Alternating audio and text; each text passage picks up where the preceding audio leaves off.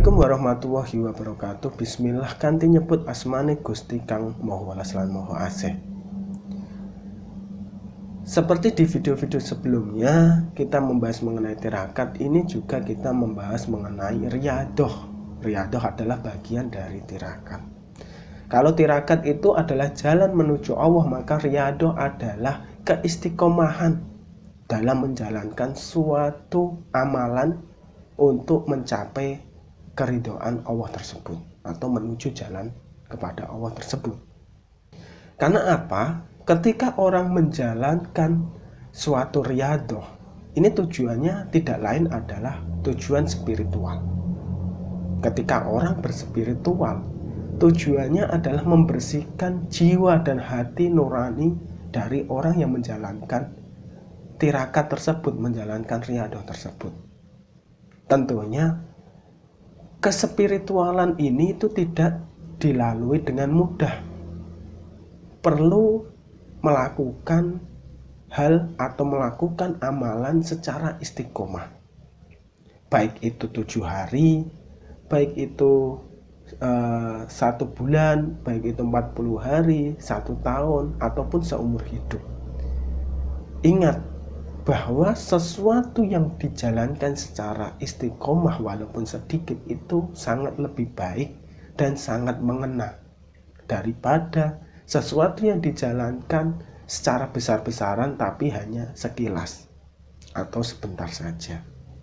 Karena juga ada imam besar yang pernah berkata, yaitu Imam Ghazali, bahwa pertama-tama yang akan dipelajari oleh seorang pemula adalah mensucikan diri. Kenapa demikian? Ibaratnya sebuah ember. Ketika kita ingin mengisi ember itu dengan air, kita contohkan dengan air yang bertahap misalnya. Ember itu adalah ember bekas semen. Bagaimana kalau kita gunakan untuk menyiram tumbuhan dengan air dari sungai? Kita bayangkan sungai itu airnya coklat. Apakah bisa? Ya, bisa. Kita tingkatkan lagi. Bagaimana kalau ember itu digunakan untuk mengambil air dari sungai, kita gunakan untuk mandi? Kira-kira apa yang akan kita rasakan? Tentunya kita akan merasa kurang enak atau jijik. Bagaimana kalau ember itu kita gunakan untuk mengambil air hujan, air yang datang dari langit, kita gunakan untuk mandi? Tentunya tidak apa-apa, kita akan merasa enak. Tapi bagaimana ketika ember itu kita gunakan untuk minum? Mengambil air hujan kita gunakan untuk minum, tentunya kita juga masih merasa jijik. Nah, bagaimana kalau ember dari semen itu, yang bekas semen itu kita bersihkan, kita ambil air hujan, terus airnya kita masak terlebih dahulu? Tentu air itu akan bisa kita gunakan untuk minum. Disinilah fungsi dan gunanya dari mensucikan diri. Itu sama dengan mensucikan ember. Karena hati manusia itu ibaratnya wadah atau tempat atau ember yang jika diisi apapun dia akan masuk. Diisikan hal buruk itu juga masuk, diisikan hal baik juga akan masuk. Jadi mengisinya, kalau ingin diisi hal yang baik, maka sucikanlah hati itu terlebih dahulu.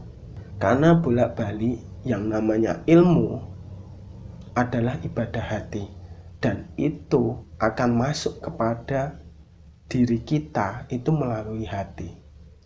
Sepintar apapun kita, sepandai apapun kita, kalau hati kita tidak menerima atau hati kita menolak atas ilmu tersebut, maka tidak akan masuk ke dalam diri kita. Dan sifat hati yang paling baik adalah hati yang sabar dan hati yang ikhlas. Ini adalah tingkatan atau tatanan hati yang tertinggi Orang jika sudah memperoleh kesabaran dan keikhlasan, maka apapun yang datang kepada dia, apapun yang bisa menimpa dirinya, dia akan menjalankan dengan sabar dan ikhlas. Dan janji Allah kepada orang yang sabar dan ikhlas itu sangat tinggi. Sabar terhadap apa? Sabar terhadap ujian, sabar terhadap godaan, sabar terhadap berbagai hal yang menimpa diri kita. Dan ikhlas terhadap apa? Ikhlas terhadap berbagai perlakuan orang lain, berbagai perlakuan yang kita dapatkan dalam kehidupan sehari-hari. Jika orang sudah memiliki sifat dasar sabar dan ikhlas, maka kasih sayang Allah kepada dirinya itu akan jauh lebih mudah untuk didapatkan. Dan ingat teman-teman, bahwa tidak selamanya tirakat itu selalu berhubungan dengan puasa. Tapi tirakat itu selalu berhubungan dengan hal-hal yang baik yang dilakukan secara istiqomah. Orang menjalankan tirakat itu dibarengi dengan tirakat yang lain. Misalnya, Anda percaya bahwa puasa adalah tirakat, maka jalankanlah puasa itu dengan sungguh-sungguh. Jika percaya bahwa misalnya sholat duha adalah sebuah tirakat, maka jalankanlah sholat duha itu dengan sungguh-sungguh. Misalnya sholat tahajud adalah sebuah tirakat, jalankanlah sholat tahajud itu dengan sungguh-sungguh. Jika membaca Quran adalah tirakat, maka lakukanlah pembacaan Quran itu secara rutin dengan sungguh-sungguh.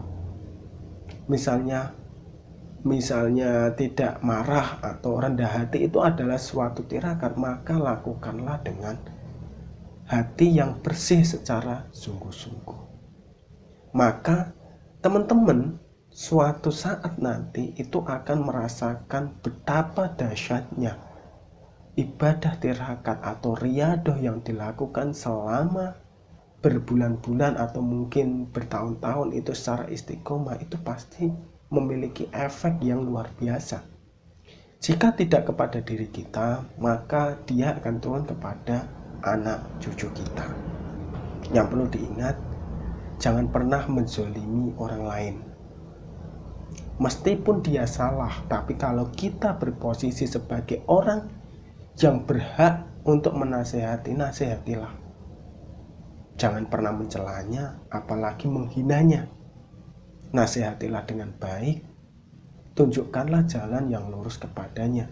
Apalagi kalau kita berposisi sebagai seorang yang tinggi posisinya, entah itu sebagai kiai, entah itu sebagai pendakwah. Ini adalah ujian bagi diri kita. Ujian karena kita tidak berposisi hanya seorang yang ngomong semata, tapi kita berposisi sebagai orang yang juga meluruskan. Karena ada kisah seorang kiai yang menolak orang yang ingin bertobat karena telah melakukan banyak dosa. Dia telah membunuh banyak orang dan akhirnya dia sekalian membunuh kiai tersebut karena bilang dosanya sudah tidak bisa diampuni. Dan ketika dia keluar, dia ketemu dengan orang pendakwah yang mungkin tidak sekelas dengan kiai sebelumnya, tapi dia berbicara bahwa Tuhan itu Maha Pengampun. Seberapa besar dosamu, Tuhan itu pasti mengampuni. Yang penting di dalam dirimu itu ada niat. Maka berhijrahlah ke suatu tempat. Baru satu langkah ingin melangkah, belum sampai ke tempat tujuan, maka dari niat yang besar itu dia sudah mendapatkan surga, walaupun dia belum menjalankan apa yang seharusnya dijalankan oleh orang-orang yang baik.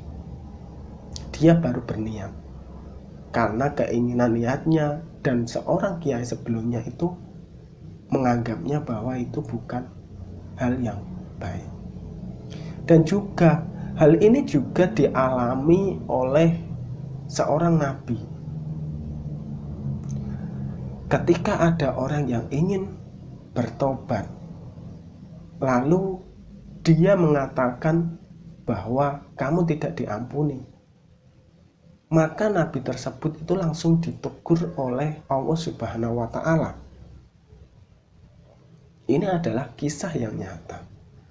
Nabi itu ditegur oleh Allah Subhanahu wa Ta'ala dan dia berkata, apakah pantas, apakah kamu sebagai Tuhan berhak menghakimi orang yang hendak bertobat?